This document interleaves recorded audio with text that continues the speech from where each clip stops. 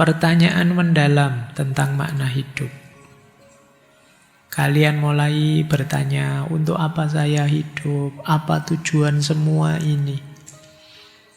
Apa artinya penderitaanku selama ini? Mengapa aku harus berlelah-lelah seperti ini? Batin kita yang goncang ketika kita mempertanyakan makna, tujuan, nilai keberadaan kita.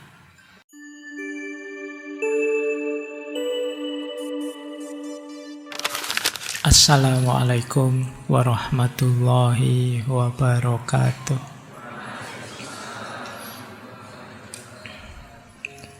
Bismillahirrahmanirrahim. Alhamdulillahi rabbil alamin.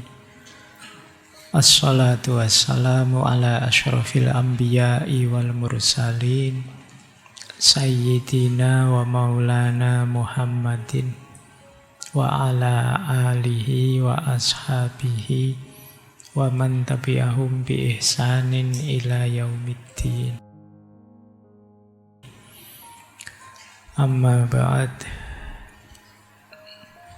Bismillah, mari kita lanjutkan belajar kita ngaji filsafat. Saya tidak tahu ngaji ini hasilnya apa buat teman-teman. Yang penting nawaitu belajar saja, ngaji saja. Hasilnya apa, kita pasrahkan pada yang di atas. Karena bahkan hanya sekedar istiqomah kita dalam kebaikan, termasuk istiqomah kita ngaji, bisa menjadi senjata kita untuk jadi lebih baik. Istiqomah kita, mampu istiqomah itu berarti sudah meningkat kualitas diri kita. Paling tidak kita bisa menaklukkan diri kita, mengalahkan diri kita, mengontrol diri kita. Ini sudah peningkatan yang luar biasa. Jadi kalau teman-teman mungkin ada yang tanya, Pak, saya dapat apa ya, Pak? Saya sudah merutinkan ngaji sekian tahun ini misalnya. Loh, bisa merutinkan ngaji sekian tahun, itu sudah capaian yang luar biasa. Banyak orang yang sulit untuk menata dirinya, mengendalikan dirinya, mengontrol dirinya untuk bisa istiqomah di jalur kebaikan. Maka mari kita syukuri anugerahnya Allah yang berupa istiqomah. Paham atau tidak nantilah. Paham alhamdulillah, tidak paham ya belum rezekinya, gitu aja kan. Sebagaimana orang kerja kadang-kadang ya belum rezekinya. Baik, malam hari ini kita masih di tema krisis. Malam ini kita belajar tema ini ya, krisis identitas dan krisis eksistensial. Saatnya kita mulai, yuk kita merenungi diri kita. Siapa tahu kita mengalami ini. Krisis identitas.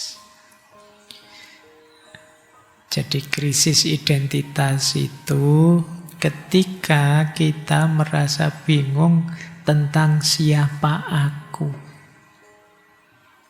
Apa sih yang aku mau? Orang yang mengalami krisis identitas itu merasa saya tidak punya arah yang jelas, Pak. Saya mau kemana? Tidak tahu saya. Saya tidak yakin dengan pilihan saya. Saya ragu dengan makna hidup saya. Di akarnya apa? Pertanyaan tentang aku. Siapa sih aku ini? Kamu mungkin bisa tegas ya, Pak, saya ya manusia, Pak, saya ya mahasiswa, Pak, saya ya orang Indonesia, Pak, saya Muslim, Pak, kamu bisa ngomong berapa banyak. Tapi kamu merasa, apa iya aku itu mahasiswa? Iya di KTM ya, di kampus tertulis nama saya. Tapi apa yang kayak saya ini layak disebut mahasiswa? Patut disebut mahasiswa? Kamu menanyakan itu. Apa yang kayak saya ini merupakan ciri seorang beragama yang baik, Muslim yang baik. Kok saya nyebut diriku ini Muslim? Kamu mempertanyakan itu. Oke, itu yang disebut krisis identitas. Kamu selalu bertanya, who am I? Siapa sebenarnya aku ini?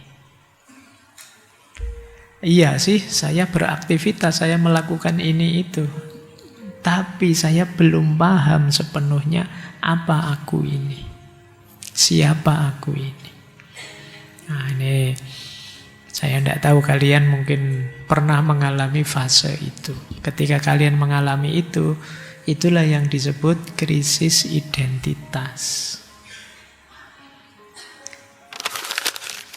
Cirinya ada 5 krisis identitas itu. Yang pertama, ketika kalian bingung jati dirimu. Pak, saya sudah bisa menjawab, Pak. Saya itu ini. Tapi kok saya ingin jadi yang berbeda dengan yang ini, Pak. Itu juga krisis identitas. Kamu sedang bingung dengan jati dirimu. Saya Pak, kuliah filsafat dulu mantep. Saya juga masih kepingin kok menguasai filsafat Pak. Tapi kok kalau lihat artis-artis kok pingin ya Pak kuliah seni, pingin juga kuliah itu. Terus kamu goyang. Saya juga pingin loh Pak jadi dokter Pak. Kelihatannya kok asik gitu. Bisa ngobati orang. Pingin juga loh Pak ini, pingin itu. Kamu kebingungan dengan dirimu sendiri, mudah berubah-ubah. Hari ini yakin, besok ragu lagi. Kemungkinan kamu krisis. Sudah Pak, mantep Pak, beneran, oke. Besoknya saya kok ragu lagi ya Pak.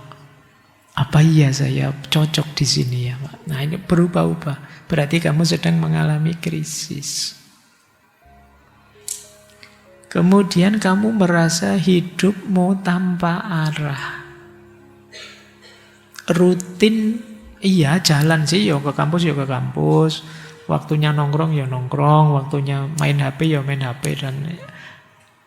Tapi kamu tidak merasa hidupmu bernilai dengan itu. Wah semangat nih ngampus. Alah ya sekedar absen biar nilainya tidak jatuh. Kamu sendiri tidak pede dengan kuliahmu. Wah sekarang rajin ngaji, tidak tahu ya kok tiba-tiba pingin saja, tapi ya apapun yang kamu lakukan kamu serba tidak mantep. Jalan sih tapi autopilot, tidak ada arahnya kemana. Kemungkinan kalian ngalami krisis identitas. Atau kamu merasa tidak pas dimanapun, tidak cocok. Di keluarga merasa tidak cocok. Di pekerjaan merasa tidak cocok. Di kampus merasa tidak cocok. Di circlemu sendiri kamu merasa tidak cocok. Semua orang menurutmu tidak pas. Begitu kamu ditanya, lu pinginnya pas yang kayak gimana? Saya juga tidak tahu. Di rumah ngamuk-ngamuk terus merasa orang tua ini ngatur-ngatur saja, terus kamu ngamuk apa-apa ngamuk. Tapi begitu tidak diatur, lah terus pengenmu gimana? Tidak tahu juga saya. Circle-nya dimarahi semua. Apa circle kita ini tidak ada manfaatnya, toksik saja. Kamu ngamuk-ngamuk. Padahal yang toksik kamu ke mereka. Kamu menyebarkan virus ketidakjelasan ke mereka. Nah, ini ya kemungkinan kamu mengalami krisis identitas. Rasanya jengkel terus. Batinmu hampa, kosong. Kamu sendiri menganggap hidupmu tidak bernilai. Kemungkinan kamu sedang krisis identitas. Baik. Nanti bahan refleksimu ya, semoga tidak banyak yang alami ini. Kalau banyak, ya nasibmu. Nah, kalau banyak ya ayo kita atasi pelan-pelan. Tenang saja kalian, masih muda, masih panjang perjalanan. Ayo pelan-pelan kita atasi. Apa sih yang kita lakukan kalau kita sedang mengalami krisis identitas? Yang pertama, terimalah. Akui saja kamu sedang krisis. Tidak usah panik, tidak aneh. Hampir semua orang mengalaminya. Bingung itu wajar, asal kamu mau belajar. Sehingga tidak salah mengambil keputusan.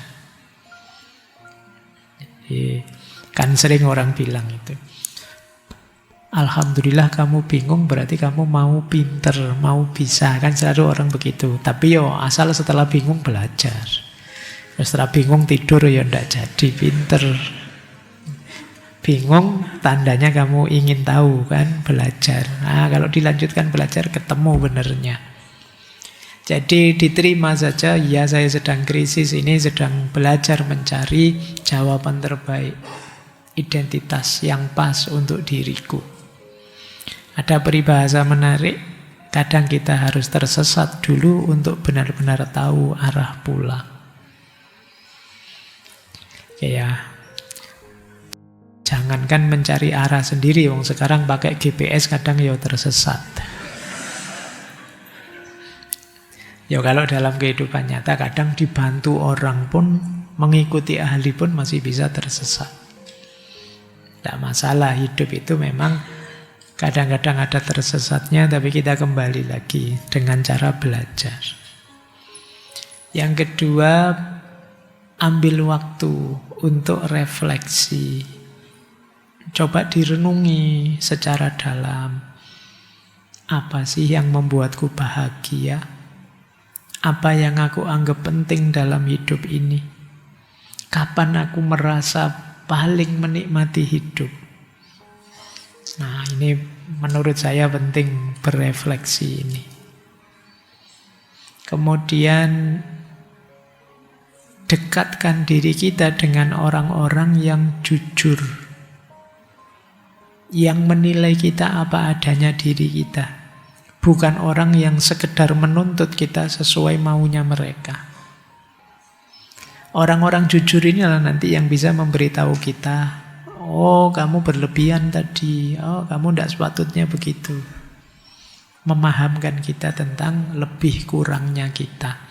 Carilah sahabat, cari teman yang mau jujur. Yang ketiga, mengatasi krisis identitas, coba temukan makna yang lebih besar dibanding diri sendiri. Yang membuat kita sering galau itu karena kita terlalu fokus ke diri kita. Mari membangun makna untuk melahirkan identitas. Caranya misalnya lakukan pengabdian, lakukan membantu orang yang banyak. Itu kan sebenarnya kamu sedang membangun makna untuk dirimu sekaligus membangun identitas. Kalau hidup kita bermakna, identitas akan lahir. Misalnya, kalian mencoba menemukan makna melalui keimanan, ibadah yang banyak, mendekat Allah yang banyak. Di situ kamu akan menemukan identitasmu sebagai hamba Allah, sebagai orang soleh, dan lain sebagainya. Jadi identitas kita bentuk, tidak kita cari, kita buat. Kalau tadi kan seolah-olah dicari, apa sih? Tidak. Kita buat. Kamu ingin jadi apa? Jadi bukan hakikatnya aku apa, tapi engkau ingin jadi apa, kemudian upayakan ke sana. Tentu saja tidak sekedar pencitraannya. Kalau memang ingin jadi ahli agama, yuk belajar agama yang serius, jalankan agama secara mantap, akan membuat dirimu terbentuk jadi seorang yang religius. Jadi buat makna. Kemudian mari kita sadari diri kita itu tumbuh. Jadi identitas itu jangan dibayangkan tetap ya. Kita ini tumbuh berkembang. Dulu aku seperti apa, sekarang seperti apa. Yang penting ayo jalan terus secara jujur apa adanya versi diri kita. Bukan versi maunya orang banyak. Apalagi orang banyaknya tidak sehat. Ini ada kalimat menarik dari Krishnamurti. Dulu pernah kita bahas beliau ya, waktu bahas cinta. Kata beliau, bukan tanda kesehatan bila seseorang mampu menyesuaikan diri dengan masyarakat yang sangat sakit.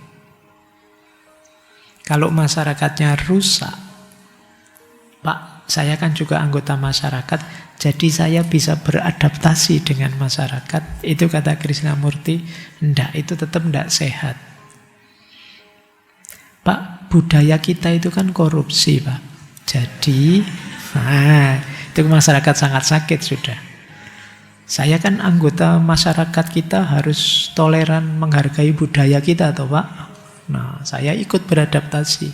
Saya korupsi di level saya. Contohnya begitu ya. Kalau masyarakatnya sangat sakit, ya jangan beradaptasi. Kalau kamu beradaptasi, itu ya sama saja kamu sedang menjemput penyakit. Maka bukan tanda kesehatan bila seseorang mampu menyesuaikan diri beradaptasi dengan masyarakatnya yang sakit. Jadilah dirimu sendiri, jangan hanya ikut orang banyak. Ayat ini juga menarik kalau teman-teman coba nanti dicari tafsirnya ya. Wa in tuti aksaro man fil ardi yudilluka an sabilillah. Kalau engkau mengikuti kemauannya orang banyak di muka bumi ini, niscaya akan menyesatkanmu dari jalan Allah. Jadi hidup itu jangan ikut-ikutan saja. Ini ayat ini untuk mengkritik viralitas ya. Apa-apa ikut orang banyak. Pokoknya yang viral itulah yang benar. Itu padahal wa in tuti aksaro man fil ardi yudilluka an sabilillah. Kalau engkau hanya mengikuti kemauannya orang banyak di muka bumi, akan menyesatkanmu dari jalan Allah. Iyattabi'una illa dzanna wa inhum illa yahrusun. Mereka itu hanya mengikuti prasangka-prasangka belaka, hoax-hoax belaka. Dan mereka hanya membuat kebohongan. Oke, ayat ini rasanya cocok sekali ya dengan zaman sekarang itu. Kalau bahasa ulumul Quran ini ijaznya Al-Quran. Di antara kemukjizatannya Al-Quran adalah dia selalu relevan di segala ruang dan waktu. Soleh likulli zaman wa makan. Mungkin mufasir zaman dulu tidak membayangkan ayat ini relevan dengan hoax, relevan dengan post-truth. Zaman itu belum post-truth, belum kenal hoax, tapi sekarang relevan sekali. Oke, baik. Krisis identitas sudah. Sekarang masuk ke yang kedua. Ternyata masih satu ya kita. Waktunya sudah mepet. Krisis eksistensial. Kalau krisis eksistensial itu gambarannya begini. Batin kita yang goncang ketika kita mempertanyakan makna, tujuan, nilai keberadaan kita. Krisis ini isinya adalah pertarungan antara aku yang hidup dan untuk apa aku hidup. Ini krisis yang penting. Para filosof seperti Søren Kierkegaard, yang Paul Sartre, Viktor Frankl menggambarkannya sebagai momen kesadaran yang menyakitkan namun menentukan. Ketika manusia menyadari bahwa hidupnya tidak otomatis bermakna, bahwa makna itu harus ditemukan, tidak diwariskan. Kalau masih bingung, ini saya jelaskan sedikit bedanya ya. Kalau krisis identitas itu bingung tentang diri sendiri, siapa aku. Aku kok merasa bukan diriku. Aku tidak tahu apa yang aku mau. Tapi kalau krisis eksistensial itu bingung tentang makna hidup. Untuk apa aku hidup? Apa artinya hidup ini? Ini sebenarnya satu rangkaian. Krisis identitas mengantarkan biasanya membawa orang pada krisis eksistensial. Karena begitu orang kehilangan jati diri, dia mulai mempertanyakan mengapa dia hadir di dunia ini. Jadi ini satu rangkaian ya, meskipun beda maksud. Begitu kita krisis jati diri kita, pada akhirnya juga akan membawa pada krisis eksistensial. Ciri-cirinya. Ini saya agak cepat ya. Yang pertama, pertanyaan mendalam tentang makna hidup. Kalian mulai bertanya, untuk apa saya hidup? Apa tujuan semua ini? Apa artinya penderitaanku selama ini? Mengapa aku harus berlelah-lelah seperti ini? Apa gunanya kuliah, ngaji, menghabiskan duitnya orang tua? Apa sih maknanya? Ini kalian mulai bertanya itu berarti sedang mengalami krisis eksistensial. Yang kedua, hidup rasanya hampa. Rasanya hilang arah. Hal-hal yang dulu menyenangkan sekarang flat saja. Kayak kalian, biasanya saya asik loh Pak main game ini, tapi sekarang tidak ada rasanya lagi, hampa. Biasanya saya semangat sekali Pak kuliah, ngaji, tapi sekarang tidak ada rasanya.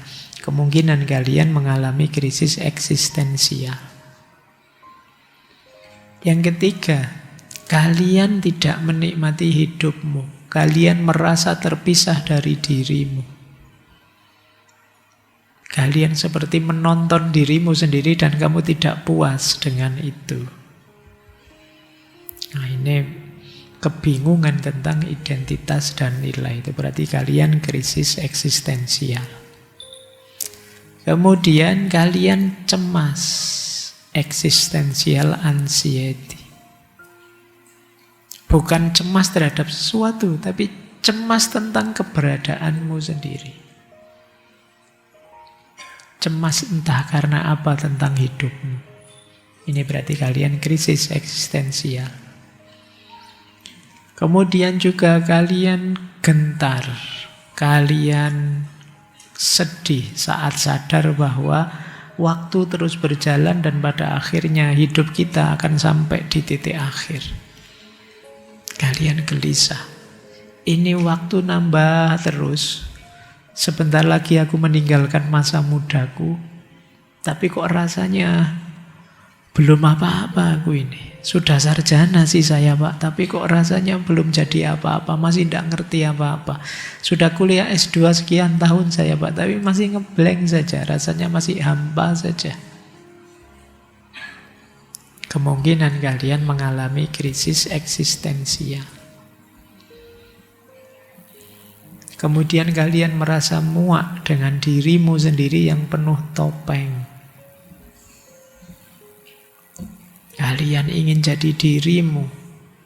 Mungkin kemarin ada banyak topengmu, topeng prestasi, topeng pekerjaan, topeng status. Yang sekarang menurutmu tidak penting lagi. Ngapain aku harus acting seperti itu? Jangan-jangan selama ini kita belum jadi diri kita sepenuhnya, kita hanya acting saja. Di depan dosen kita acting jadi mahasiswa yang baik. Di depan orang tua kita acting jadi anak yang baik. Tanpa kita paham maknanya, tanpa kita sadar sepenuhnya tentang apa yang kita lakukan itu. Itulah krisis eksistensial. Nah, ini jauh lebih dalam. Kalau tadi identitas, sifatnya luar diri, hubungan dengan luar. Kalau ini sudah sangat ke dalam. Ayo kita tengok sebentar pendapatnya para filosof ya. Ini hampir semua sudah pernah kita bahas. Yang pertama Kierkegaard. Kata beliau, krisis itu terjadi ketika manusia terlalu sibuk dengan dunia, melupakan sisi rohani spiritualitas dirinya. Padahal dimensi eksistensial manusia itu berhubungan dengan Tuhan. Jadi krisis terjadi karena kita terlalu sibuk dengan dunia, tidak lagi terhubung dengan Tuhan. Kita hanya ikut arus orang lain. Ini Kierkegaard. Yang kedua, Sartre. Yang Paul Sartre. Kata dia, krisis itu terjadi karena manusia dikutuk untuk bebas. Jangan dikira kebebasan itu membahagiakan. Kebebasan itu menakutkan. Kita hidup ini tidak paket jadi. Kita harus memutuskan, milih, kemudian menjalankan sesuai pilihan kita dan siap menanggung resikonya. Dan itu mengerikan kalau di Sartre. Jadi terus kita cemas, kita takut jangan-jangan saya salah milih. Kok ya berat harus nanggung akibatnya. Nah, di sini terjadi krisis eksistensial. Makna hidup ini harus kita buat, kita bentuk. Nanti kalau kita salah memberi makna, ada efeknya apapun, kita harus siap menanggung. Dan ini tidak enak. Lebih enak kan paket jadi itu ya wis pokoknya begitu, tinggal dijalani. Tapi manusia kan tidak. Maka kata Sartre kan manusia dikutuk untuk bebas. Kebebasan itu kutukan. Karena begitu kita diberi kebebasan berarti kita harus milih sendiri, menentukan sendiri hidup kita. Berarti juga kita harus siap menanggung apapun efeknya. Dan ini berat. Disinilah krisis eksistensial. Ada lagi kamu. Dulu pernah kita bahas beliau tentang absurdnya hidup ini. Hidup ini memang absurd, kata kamu. Kita mencari makna kemana-mana dan dunia tidak memberi kita makna. Dunia diam saja. Pasnya gimana kita juga tidak tahu. Kan nanti ada ilustrasinya Sisyphus yang mendorong batu ke puncak bukit terus dijatuhkan lagi, didorong lagi ke atas. Hidup itu seperti seabsurd itu.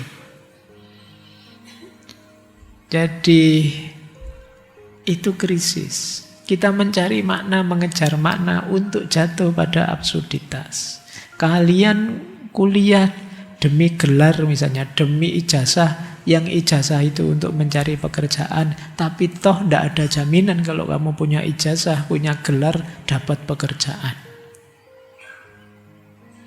Kalian mencari pasangan terbaik yang kalian mampu, dengan asumsi kalau sudah punya pasangan, hidup lebih tenang, lebih bahagia. Tapi siapa berani menjamin hidupmu lebih bahagia kalau punya pasangan? Tapi siapa juga berani menjamin bahwa kamu lebih bahagia kalau sendirian? Hidup ini seabsurd itu kalau ikut kamu. Serba tidak mesti, tidak ada kepastian satupun. Loh, jalannya terus gimana? Ya kata kamu, mari kita bayangkan Sisyphus itu bahagia. Itu saja sudah. Maksudnya dia apa? Cara satu-satunya untuk kita tetap bahagia menghadapi absurditas, kita terima absurditas itu. Jadi kalau kalian tiba-tiba sudah menikah, kok ternyata lebih pahit kayak gini ya, yo itulah hidup absurditas. Itulah absurdnya hidup, nikmati saja. Nah, menerima absurditas. Oke, tapi kan itu ndak enak. Ayo, mungkin memang ndak enak, tapi kamu ngambil jalan yang berbeda pun juga ndak mesti enak. Kita ndak tahu pastinya kemana. Jadi satu-satunya jalan, ya menerima absurditas. Itu kamu. Nanti ditambahi oleh Viktor Frankl. Dulu pernah kita bahas juga beliau. Dengan logo terapinya. Kata Frankl, tidak usah khawatir. Bahkan dalam penderitaan yang paling pahit sekalipun, manusia masih bisa menemukan makna. Kalau dia masih bisa menemukan makna, dia pasti akan bisa bertahan. Jadi, sepahit apapun, kayak beliau ini kan termasuk yang selamat dari pembantaian Nazi pada zamannya. Masih bisa survive. Dan beliau melihat banyak juga orang-orang lain yang survive. Kenapa bisa begitu? Meskipun mengalami tragisnya nasib yang luar biasa, karena masih punya makna. Sepahit apapun hidupmu, kalau masih punya makna hidup, kemungkinan kalian akan tetap bisa survive. Demi apa? Makna yang kamu pegangi tadi. Kalau kalian sudah target, misalnya Pak saya harus mencapai ini, mencapai itu, proses menuju ke sana mungkin sangat pahit, tapi kalian akan tetap siap survive, menanggung apapun. Krisis itu ketika orang kehilangan makna. Istilahnya Frankl, existential vacuum, kehambaan eksistensial. Obatnya menemukan tujuan, menemukan makna. Nah, caranya bagaimana? Sebenarnya mirip saja sih seperti krisis identitas tadi ya, menghadapinya. Yang pertama, terima dan hadapi. Yang kedua, renungi, temukan makna dalam hidup. Kembali pada yang berhubungan dengan kita, yang lebih tinggi nilainya, Tuhan, moral, dan lain sebagainya. Jujurlah dengan diri sendiri. Coba tanya diri kita, apa sih yang benar-benar aku cintai? Apa yang membuatku merasa hidup? Kalau masih belum dapat, sama seperti krisis identitas tadi, libatkan diri dengan hal-hal yang bermakna. Kalau masih bingung, masih gelisah, ya cari orang yang bisa meringankan, nyari bimbingan spiritual, terapi. Seperti Frankl ada logo terapi dan lain sebagainya. Masih berat, apalagi sangat mengganggu hidupmu, ya mau tidak mau kalian harus ya berobat. Kalau sudah sangat akut, ya mau tidak mau gimana lagi. Apalagi kalau sudah mengganggu ritme hidupmu. Jangan takut-takut untuk berkonsultasi pada ahlinya. Karena seperti sering saya bilang, kan ada penelitian itu, jumlah orang yang terkena gangguan jiwa itu tiap tahun semakin meningkat. Jangan-jangan termasuk kita. Meskipun ya karena kita tidak pernah periksa saja kita rasanya waras. Nanti jangan-jangan kalau begitu diperiksa terus, wah stadium 5 ini.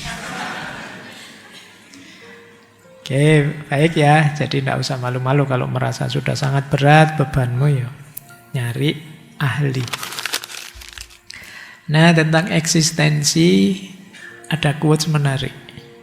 Pierre Teilhard de Chardin, kata dia, we are not human being having a spiritual experience, we are spiritual being having human experience.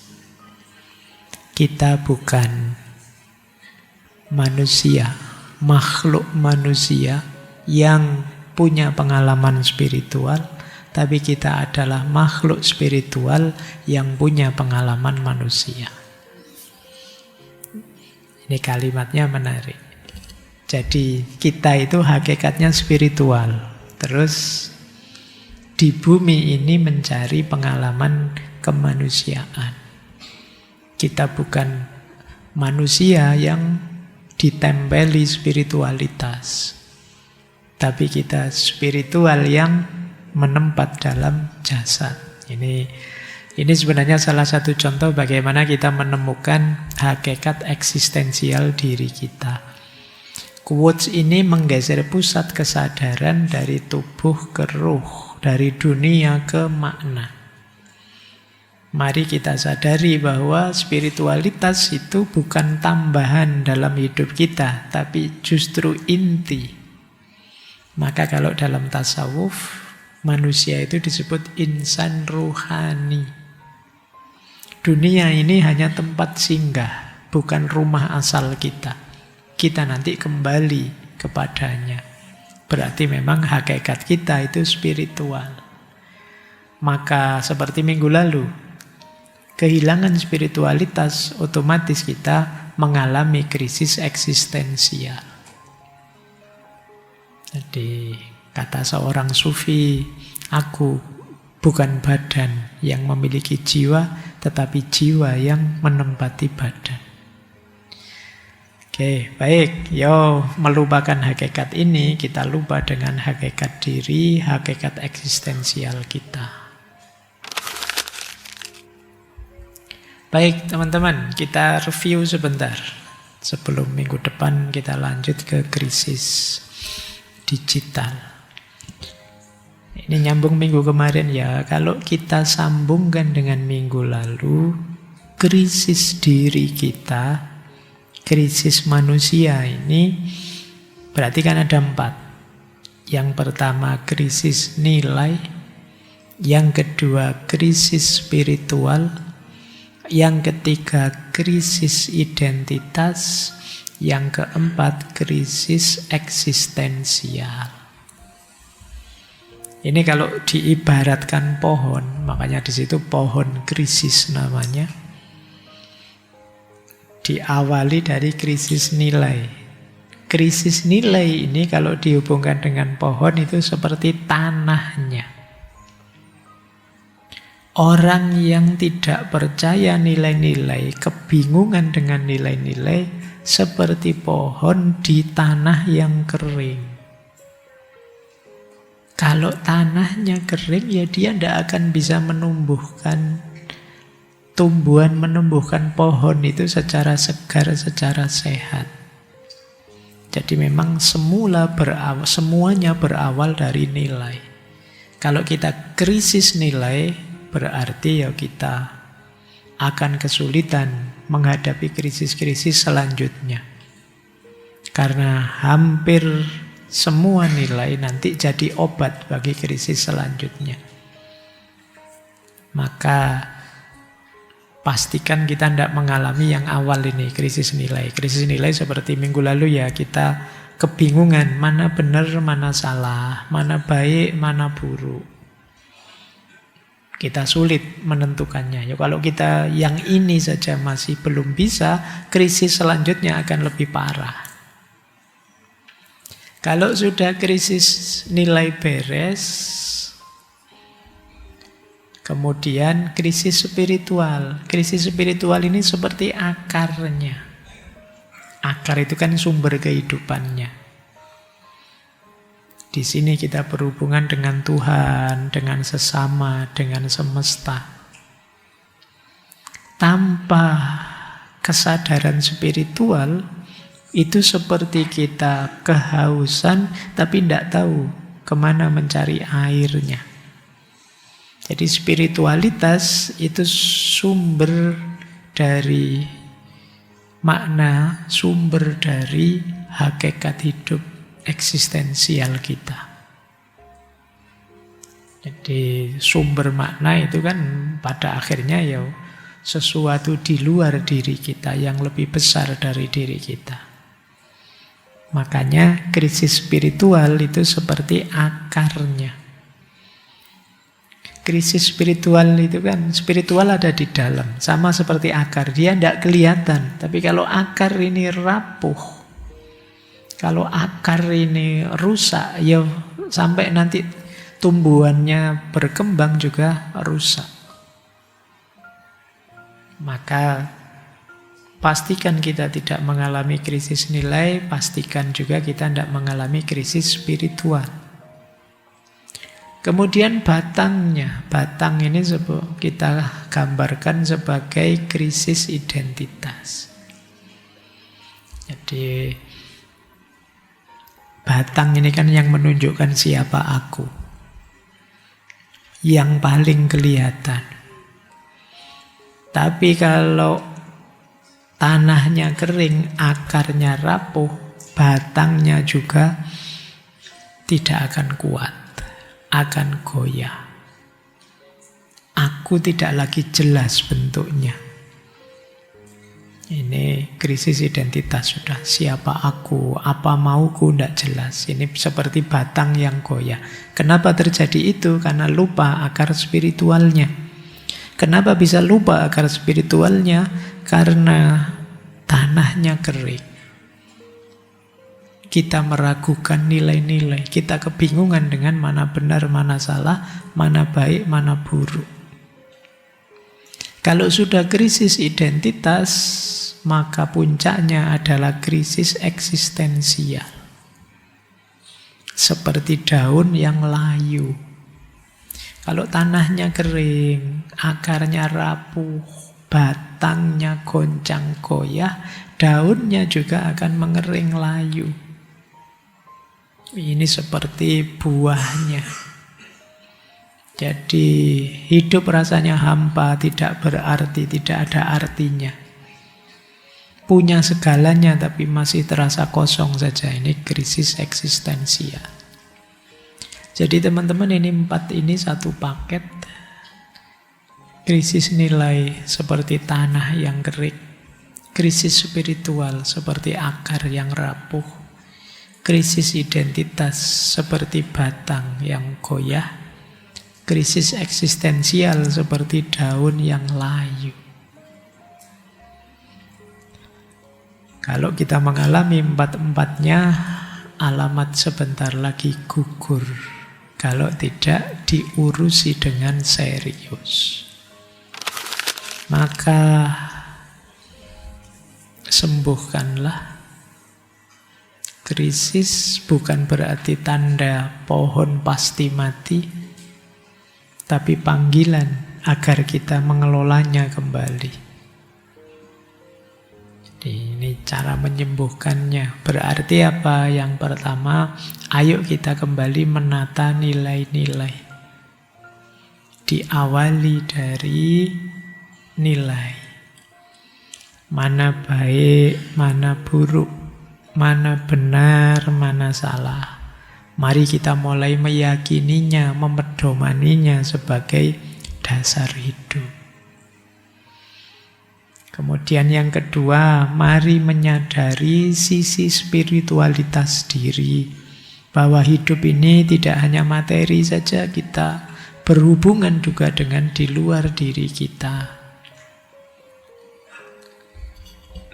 Biar jadi sumber ketenangan hidup, kita sambungkan diri dengan yang spiritual. Kemudian mari menemukan jati diri kita, identitas sejati kita. Jadi biar apa? Biar kokoh hidup kita. Orang yang tidak tahu identitasnya, tidak sadar jati dirinya, ya tidak bisa melakukan apapun. Seperti flash disk yang belum diformat. Kalau tidak ada identitasnya, kalian isi apapun, seberkualitas apapun datanya, kalau flash disk belum diformat, ya masuk ke dalam, hilang dia. Apalagi flash disk yang murah-murah. Tulisannya 500 giga, isinya 2 giga. Di format langsung hilang semua sudah datamu. Oke ya. Jadi itu identitas pentingnya. Kalau sudah identitasmu jelas, kamu tegas, bisa menjawab siapa aku, jalani hidup ini dengan bermakna.